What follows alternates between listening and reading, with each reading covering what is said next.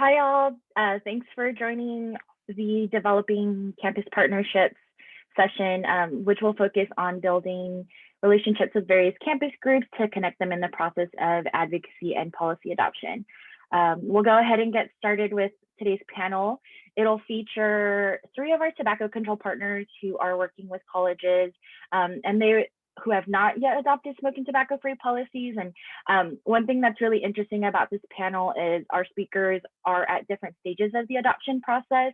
So we'll first, and they'll share a little bit about the different partnerships that they've developed with the campuses, and then we'll have each speaker present, and then at the end we'll have some time for Q&A. So feel free to drop any questions in the chat box. We'll also let you all unmute yourselves once the Q&A session happens, so you can save that for the end as well. So first, we will have Katie Moose from the California Health Collaborative. She is at the beginning stages of the campus adoption process. And then after that, we will have Omar Gonzalez from American Cancer Society, who is kind of in the thick of in the middle of the policy adoption process. And then lastly, we'll have Mariah Santiago from San Francisco Community Health, and she'll share a little bit about her experiences throughout the entire process as the campus policy is going to be adopted very soon from the campus. So I will go ahead and hand off the panel to Katie. Thank you. Hi, everyone.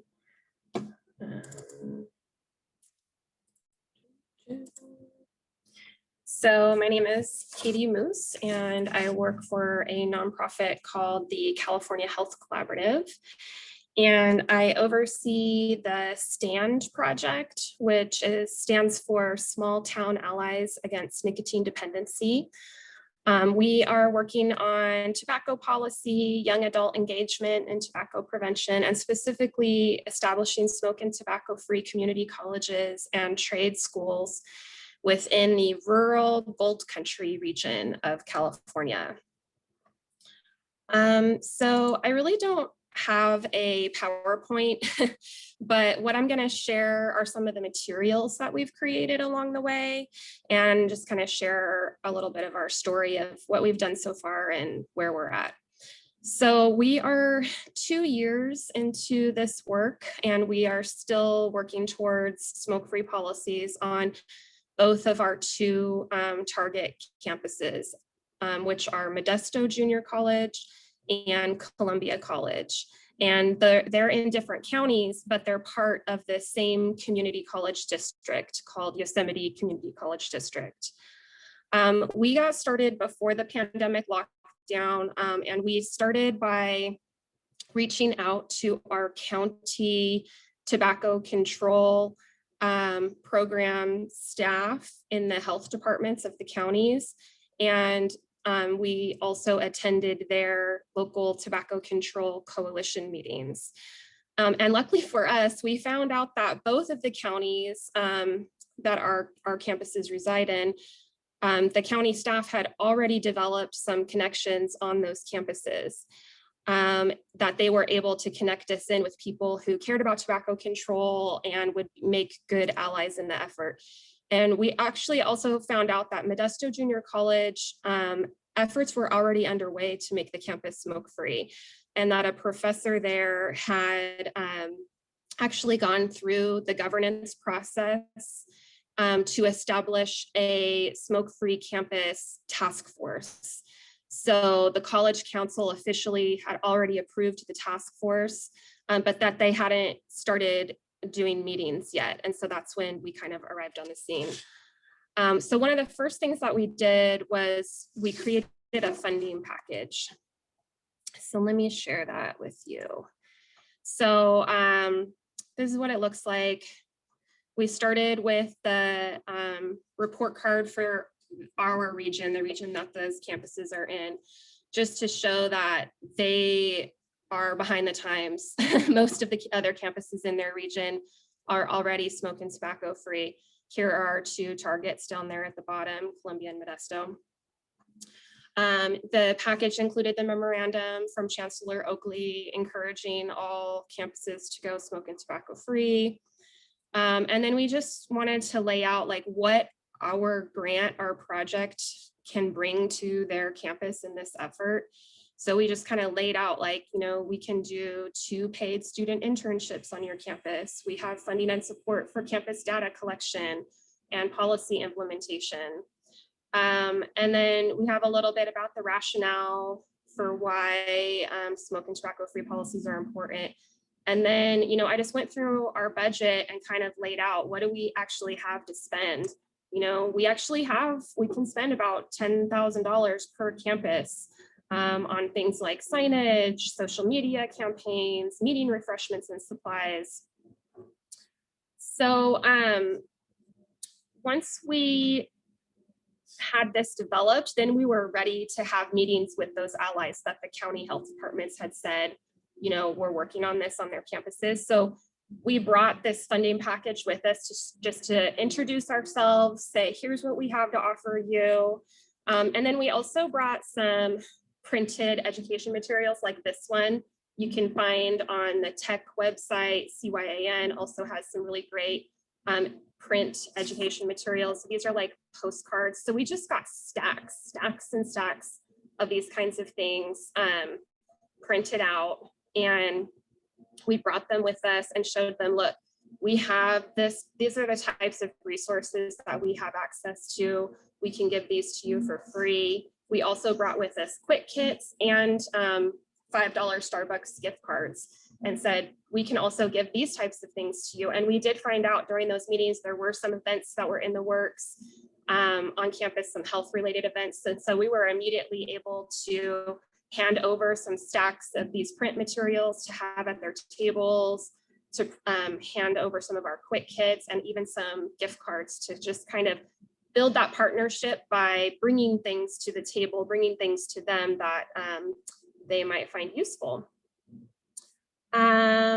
So we also met with the directors of the student health centers, and we offered these same types of materials and quick kits, and we asked if they were interested in like motivational interviewing training for their staff.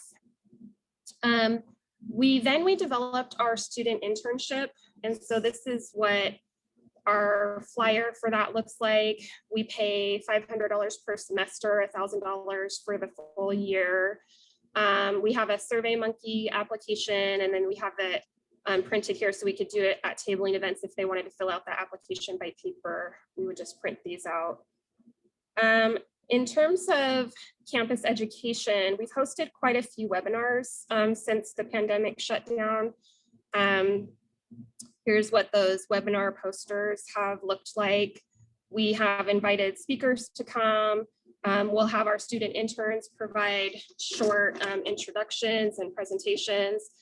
And then we promote these with these flyers. We offer gift card giveaways. We offer flex time for staff and extra credit for students when the professors are able to do that.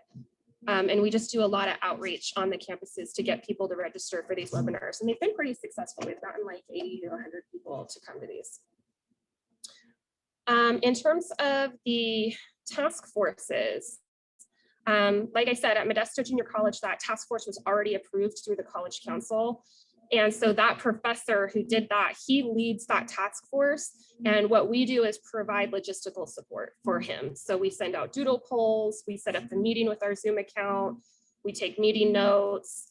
We had one in-person task force meeting before the pandemic shut down.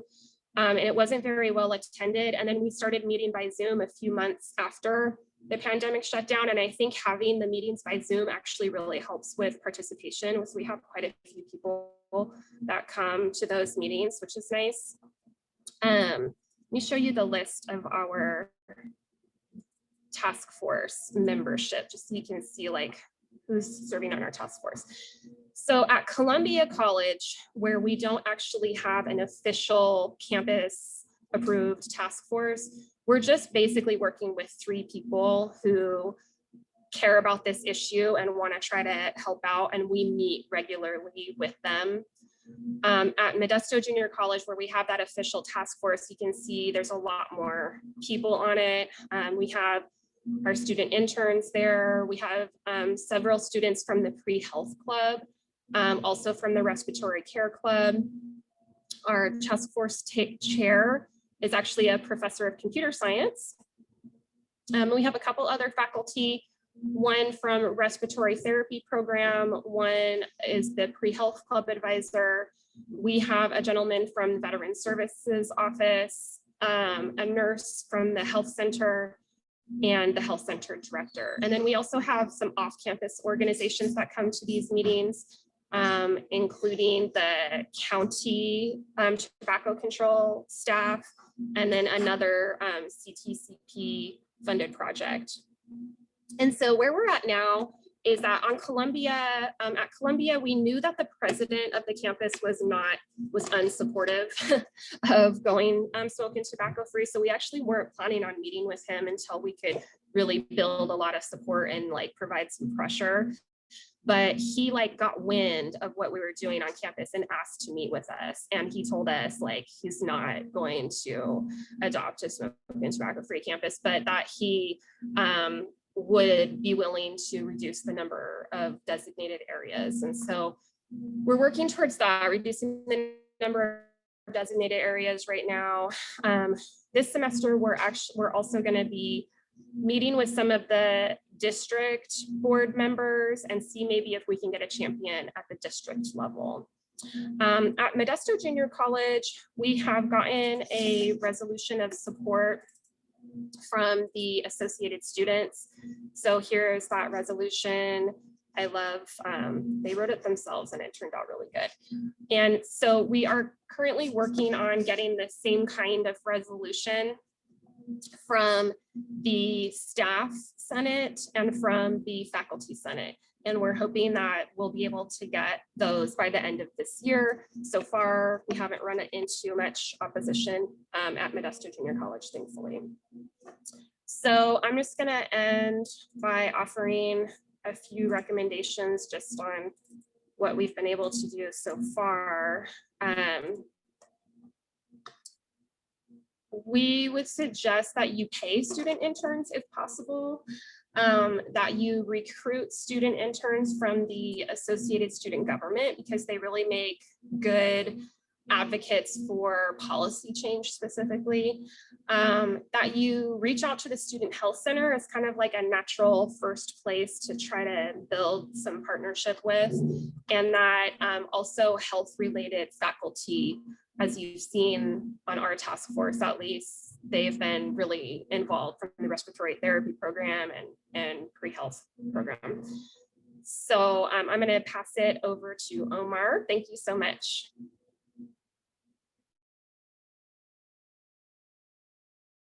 Hi, everyone. My name is Omar Gonzalez. I work with American Cancer Society, and I'm going to talk about some of the work that we're doing in the Southern California region, specifically in San Bernardino, Imperial, and Riverside County. As I said earlier, American Cancer Society Cancer Action Network received a grant to work in the area in 2018. Those three regions each have a community college. Each community college has their own different structure. Two of them already have a smoke-free, tobacco-free campus. One doesn't, which is San Bernardino Valley College. We took similar approaches on how to engage faculty, staff, and students at all three of them. We did everything from meeting with advisors to meeting with campuses to meeting with deans. At Imperial Valley College, we have a great relationship with the nursing program there. So we're able to recruit nurses to our events or to participate. They've been able to collect data in our cities. At the College of the Desert, we have a great relationship with the advisors. So we are able to get volunteers to attend our events and to participate in our initiatives. And then at San Bernardino Valley College, we've been lucky enough to engage a group on campus called the Human Services Club. So specifically at San Bernardino Valley College, they have 6 designated smoking areas, which are highlighted in red. All of them conveniently right where students are at, including the quad, the gym, the parking, and the bookstore. So a couple years ago, the sister campus, Crafton Hills, passed a smoke-free, tobacco-free campus initiative, but there was no champion at the San Bernardino Valley campus. There was no board champion, there was no student support, there was no data. So Crafton College passed the initiative, passed the ordinance, but it wasn't passed district-wide, and it wasn't passed at San Bernardino Valley College, which is a larger campus. So when we went there was no data, no support, no nothing. The first couple years, it was just staff who was attending events. We would go on campus. We did Club Rush. We would attend Club Rush. We would have our little table. We would have our and we would have our little incentives. We had our little magical wheel of fun where we would give out pens, just try to get anyone to our table and ask the kids, "Hey, do you guys want to do a smoke-free campus?" And we would pass out as much literature as we could. That was successful. Like I said, there was a lot of health resources there, and that was kind of successful. What really helped us out was there was a coalition in the neighborhood, in the city, along with our local lead agency, which in our area is CHC, California Health Collaborative. And together we created, there was a Escape the Vape event that we did in 2018, kind of to bring everyone together into the city of Colton, Rialto, San Bernardino, where the college really helps out. And like I said, going and attending these meetings was really helpful. We were able to get a lot of individual letters, a lot of individual names and people that wanted to help out. The picture on the bottom right of the students, that is at Imperial Valley College, and that was at the GASO 2 years ago, I believe. And going through the meetings, we were able to find out really our key advisors. And the advisors were teachers that were saying, "Hey, come to our club and talk to them about what you're doing, offer them internship opportunities or just to get involved." And that's what we were doing. And that really helped out getting people involved in our organization and in the local work. And then the second year, what we were able to do, like I said earlier, one of the clubs was the Health and Human Services. So their club at San Bernardino Valley College, anywhere between 6 to 20 community members or members of the college, depending on the semester and what they're doing. The greatest part of it is we have a couple parents who kids also attend the college. So they got their kids involved in the work that we're doing. Initially, it was just the staff going to the meetings and just talking about smoke-free initiatives. We would offer food, snacks, drinks, water, drinks, or teas when they would come over to the meetings and just give them something for free, right? We were all college students at one point, so anything, if it's free, it's for me. We would advise that. They would come in, we would give them our spiel, get them involved, and then we would give them opportunities. The majority of the kids in the Human Services Club are re-entry students. So they're coming back in, and the majority of them do want to work out in the community. So a lot of them were like interested in doing something in the community work. And then locally, we were lucky enough that one of the local cities that sits right next to the school was doing a tobacco retail licensing. So we were able to get the campus involved in that by letting them get involved in policy and advocacy efforts. And the kids really loved doing that part of it. So then all those events were pre-COVID. So now after COVID, what we were able to do, we were still attending their meetings digitally through, once COVID hit in the summer, that we were kind of not really engaging them because no one really knew how to engage. Digital meetings, they were struggling with school and how to do the meetings. So around September, we started talking again, and we wanted to do Escape the Vape year 2, kind of keep it yearly. The students on campus wanted to do it. The local communities wanted to do it. The Hispanic Latino Coordinating Center was part of it. Mental Health Systems, which is a nonprofit out in the region that provides a lot of cessation programs, was part of it. Colton Coalition for Change was part of it. We were part of it. American Lung Cancer. We got all the tobacco groups together, and we did it digitally. This last year, it was the students involved that did it, all of it, because of funding, because of staff changes. None of the funded providers really took lead. It was all done through the Human Services Club on campus. We found speakers, we did videos, we invited community kids. We did it in English and Spanish about the dangers of smoking, the positives of cessation programs, what we're doing locally, if they want to get involved. And through that, we were able to get a lot more people involved into our other work, which was really helpful. And then even after COVID, or during COVID, we were able to do community cleanups. We did observation reports at community parks. We went to grocery stores. We went to the parks. They were able to do it. We did photo voices. We've done town halls and trainings. When we just did them digitally, we've been able to provide incentives when we can. And also, like I said, we talk to the teachers and we offer the teachers incentives of extra credit for their students to attend our sessions if they live in our cities. And they come in, they attend, they fill out surveys, we give them back, and they can get incentives in that way. And then honestly, our relationship with the teachers and with the students has really helped out because we've been able to identify people that are like barriers to our work. 3 of the main faculty members are smokers. So anytime we've approached them, they said no. So now we find out like, all right, these people are not going to be our allies. So we've been able to identify them and kind of work around them by engaging them and having the students. And it was really great because once the students find out, they're kind of disappointed that the administrators were the ones that were doing this. But it was a really great activity to get like, hey, there's a barrier, there's a challenge, we got to circumvent that and go the other way. And we continue to work with them and we continue to engage them. So where we stand now, through all this work in the last 2 years, we have a board of trustee champion who's ready to go and do this at the district wide. We have faculty champions everywhere from staff to the local law enforcement on campus, to the bookstore, to cafeteria workers, to administrators, to deans, to teachers. We have letters of support from other groups on campus, from other nursing programs, whether it's at our main campus or the sister campus. And then we also have data. We've been able to collect over 200 surveys from students at our campus who are in favor of it. We're going to do a presentation. And then where we're at right now is one of the benefits of having a group called the Human Services and Reentry is that they are really caring about the community. So we really don't want to do enforcement where we ticket people. We're looking into different ways of doing healthy enforcement. And we've had everything from on-campus support to on-campus cessation programs to giving kids gum if someone's smoking, giving them a pack of gum, to having a buddy mentor system of having them shadow someone that already became or was able to quit the habit, to giving them other programs, or whether they're on-site or off-site. So that's where we're at right now, is really the enforcement. And what I love about it is that they want to bring in the police and administrators and other community groups into this conversation so that we can provide a fully comprehensive support. Because the one thing they are very open about is a lot of them were former smokers themselves, and they do know that how difficult it is to quit. And that's a constant conversation that we have is, hey, whatever's going on, let's make sure that we have a good support system. And through all the support system, not only have we identified champions on campus, but also we've been able to, the picture there, we had students speak at Colton to pass a tobacco retail license because they were residents of it. And then they also supported in support of a smoke-free parks at another city. And then they're also helping another smoke-free adventure initiative in the surrounding cities. So they're really getting involved in all our work, which is great. And that's what we really wanted to just get involved in our local work and then get them in our larger work. And then we incentivize them with gift cards, with foods, with internships opportunities. I'm lucky enough to work for American Cancer Society, so we can ask them if they want to be involved in other projects that are working in the community, or even if they want to do internships or go to DC or Sacramento. I do want to end on this note. Put a picture of Mike there because he was our champion, and unfortunately he passed away due to COVID during Christmas.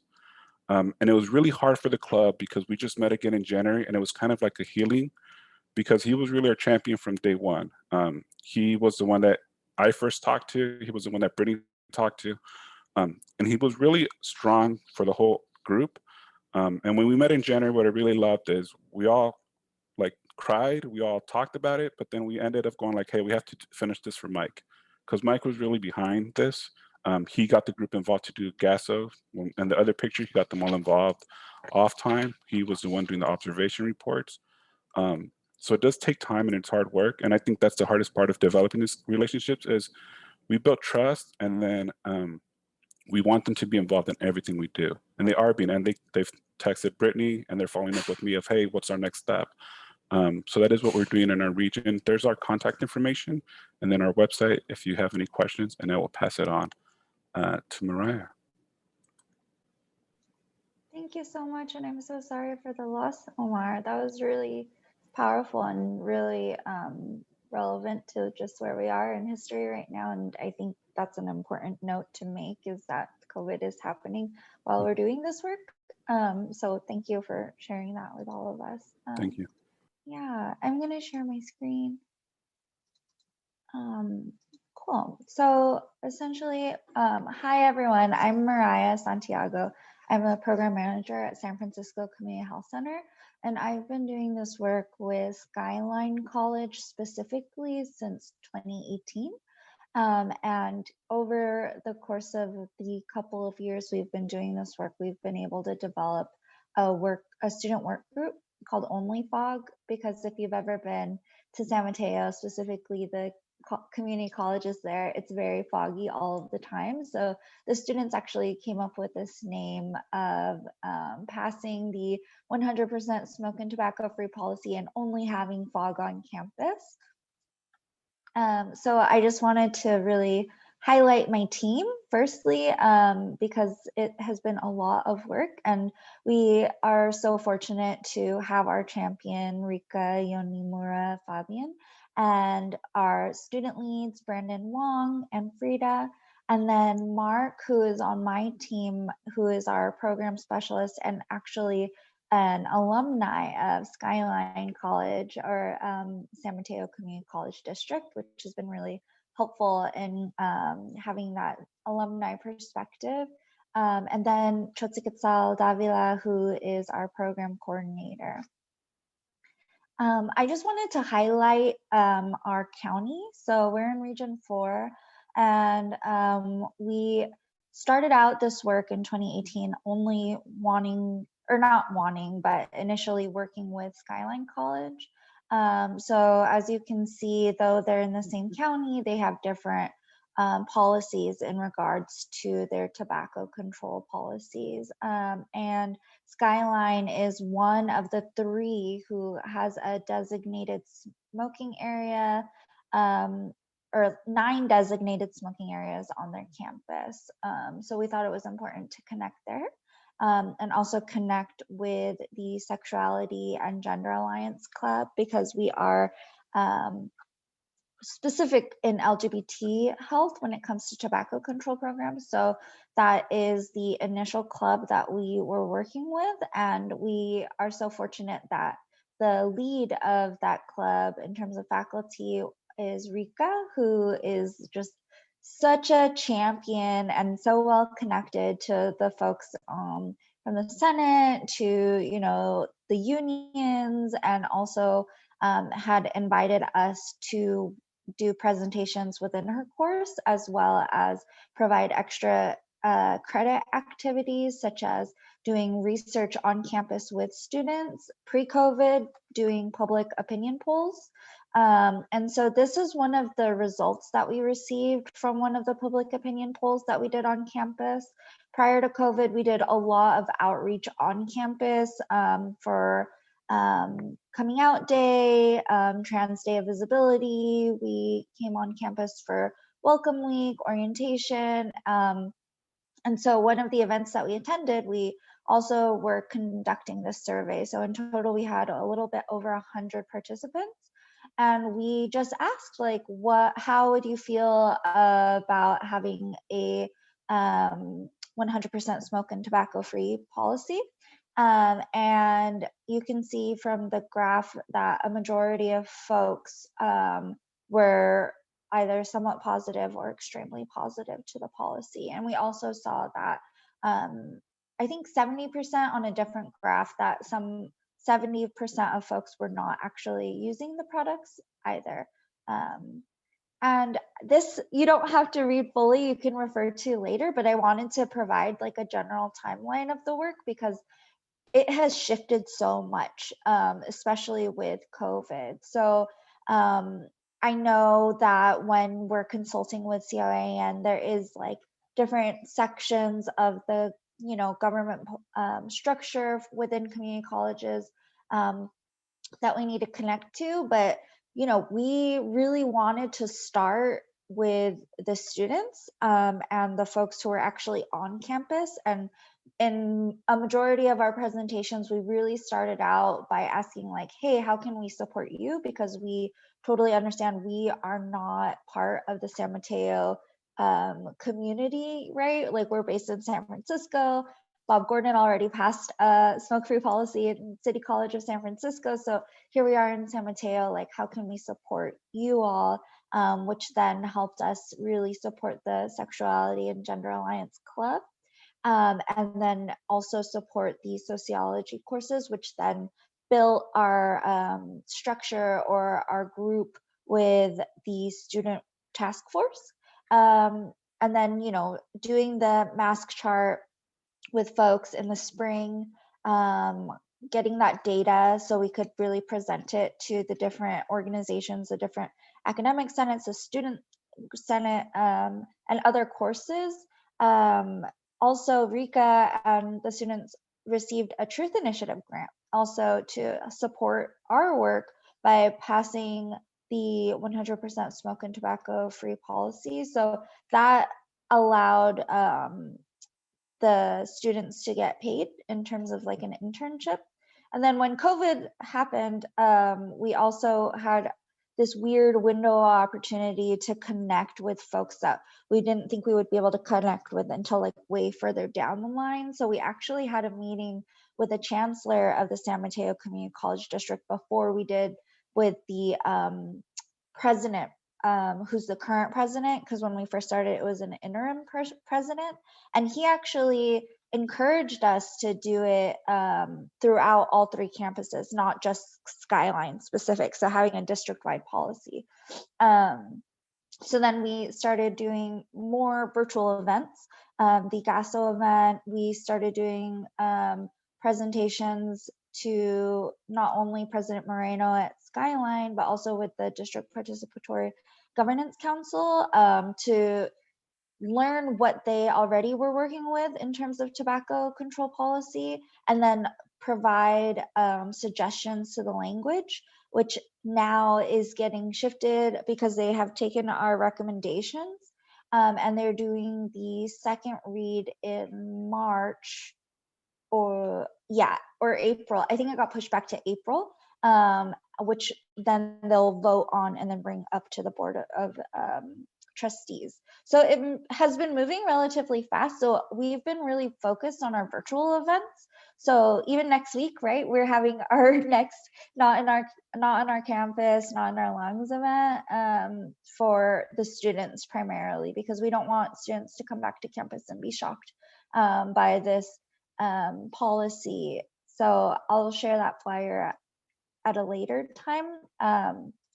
But I think what I really want to highlight is our champion and the student support of creating Only Fog, and similar to what Katie said about connecting with the Student Health Center, because we, SFCHC, are also a health center, we provide tobacco management courses virtually already. So we've been able to do some sort of like technical assistance or resource sharing in terms of getting folks in to learn how to reduce their tobacco use and incentivize folks. So we've been able to provide that kind of support and information in regards to nicotine replacement therapy.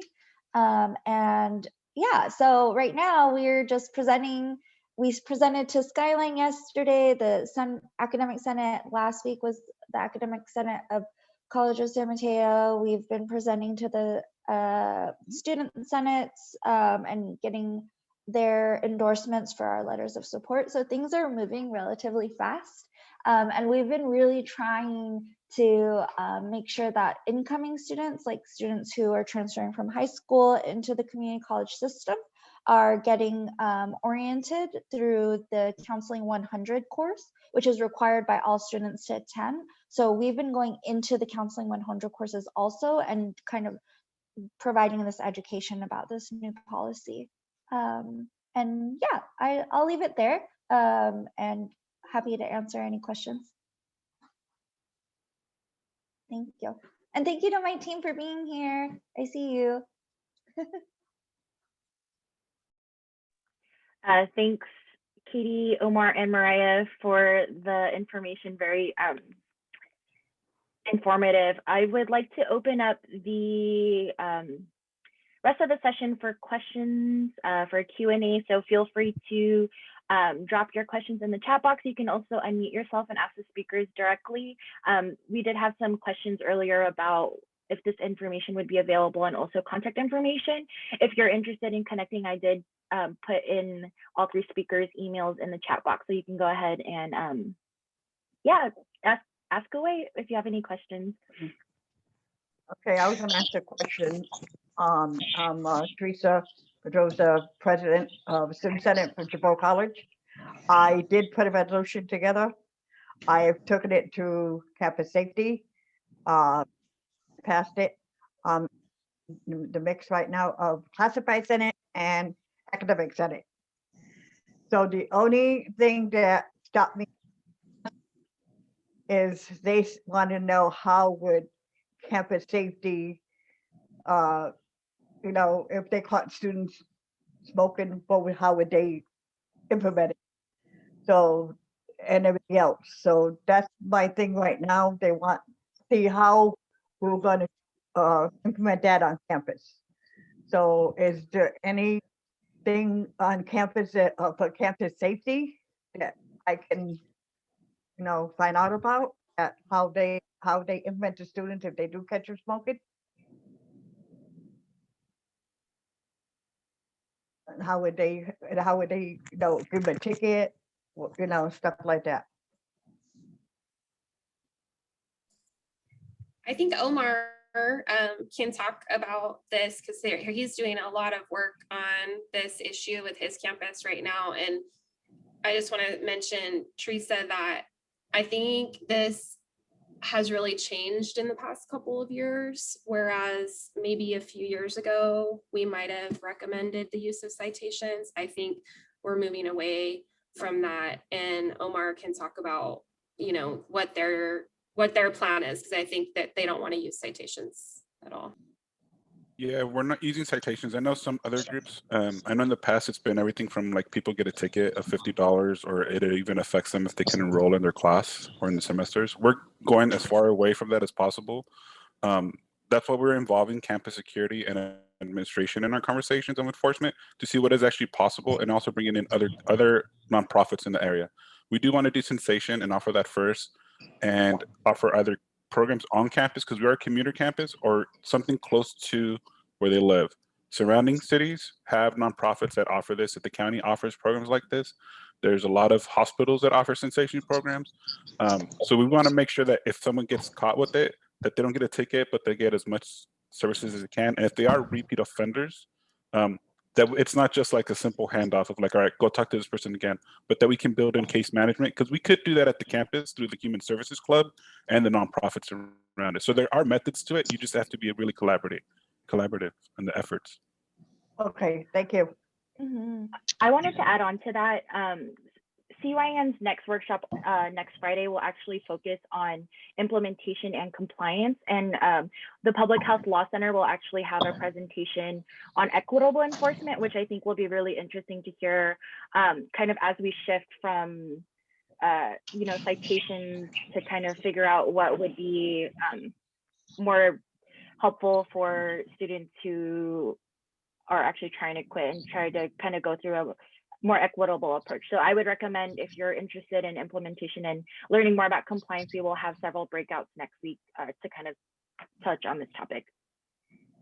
Okay, thank you. I'm curious, I heard a few folks talking about data and surveys and that type of thing. I've considered at my campus running some type of survey to gauge what percentage of people smoke. I'm a little bit nervous about doing it because we've been using this number, which is 23% of people in the county use tobacco products. And, obviously if students respond and we get a higher percentage, that helps our cause. But if we get a much lower percentage, it, does not. So I'm curious if you guys have asked that question and what response you got as far as like, did it match what you see in your overall area or was it higher or lower?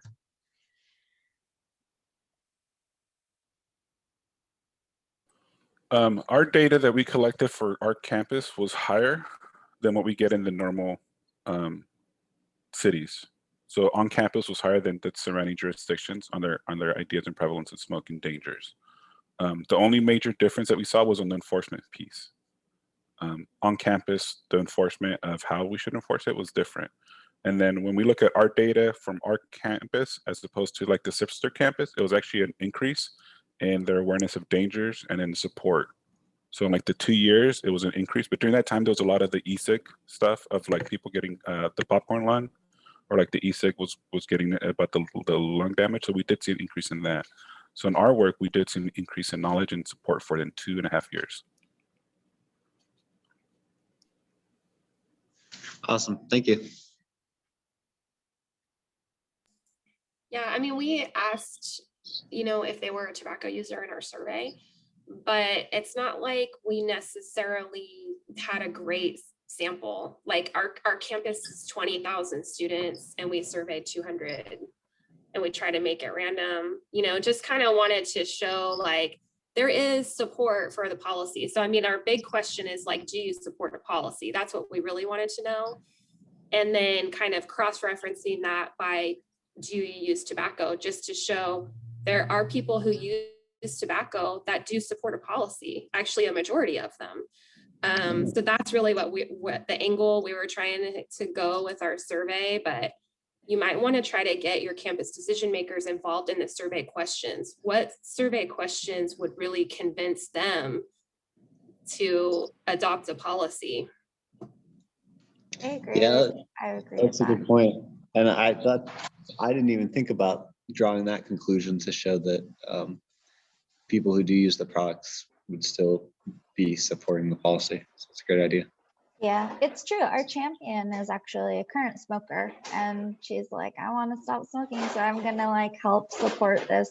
And I think that's also another important point to bring up is that everyone on my team, well, except for the student leads, have experience using tobacco products or have smoked. And I think that has been really helpful in connecting with the students. And I'd also encourage you to talk to your evaluator about the question language. And then also, I feel like each campus has like a research department as well. So I'd be curious to know like if they already have data collected in terms of like tobacco use on campus and then comparing it to whatever data you collect. We found it was easy to get the campus data people involved because it was a super great project for them and to get local data, and it was a great way to get students involved. So it was super simple ask. So I would definitely agree with Mariah and do it that way. Get your campus faculty or students involved in something like this. Because for us, they were able to get to the point where it would pop up as they were registering for classes. Just one time, and they would put their student ID. You can incentivize it afterwards if you want and give them like gift cards if they fill out the surveys. So work with them and create the questions. It's a really easy way to do it. Awesome. Thanks, guys.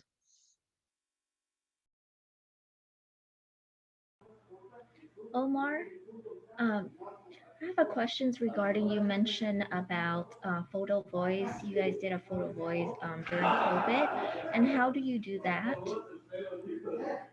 So we did observation reports, and then one thing that we found out was, so this was, we wanted to see if people were actually like smoking, and if they were smoking, where they were smoking. And we told them, hey, you have your cell phones with you. When you go out, don't shame people, but actually like take pictures of products around it. So they were taking pictures of where they were seeing it, and they did see a lot of it, and these were youth in college. We found a lot at like the Cardenas, Stater Brothers, and the skate park. And these were all the college kids that were going to these, and then we just told them, take pictures of it and text me what you see. And then we would just get texts and going like, hey, I found this like e-cigarette at Stater Brothers. And over a weekend, we used that, and then that's what we used and transformed it over like in a 3-day weekend. This is what we saw that is tobacco. And then we were using that to educate everyone else. And it really was helpful because everyone had it on their phone and it was just texting. Okay, so it wasn't on campus. It was just It was on around the camp. No, it neighborhood. was on campus and then a surrounding. So we did it also on campus and surrounding neighborhoods. So as far as on campus, I know some campus are not allowed to get on campus unless they get permission.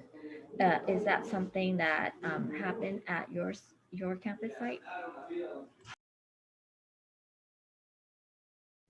Our campuses are closed except for certain people are on site, as far as I know.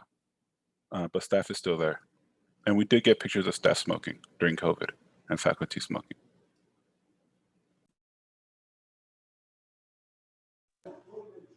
Thank you. Okay, in the interest of time, if you have any additional questions, feel free to, you can email me or you can email any of the speakers. There is a 5-minute break before the next wave of breakouts at 10:55. You don't have to go back into the general session room. You can go ahead and join the next breakout, whichever one you choose. So I just want to thank all of you for hopping on to this breakout, and thank you to the speakers. Like I mentioned, this was very informative, very helpful And just want to give a round of applause for all of the speakers today, and we will see you at the next wave of breakouts.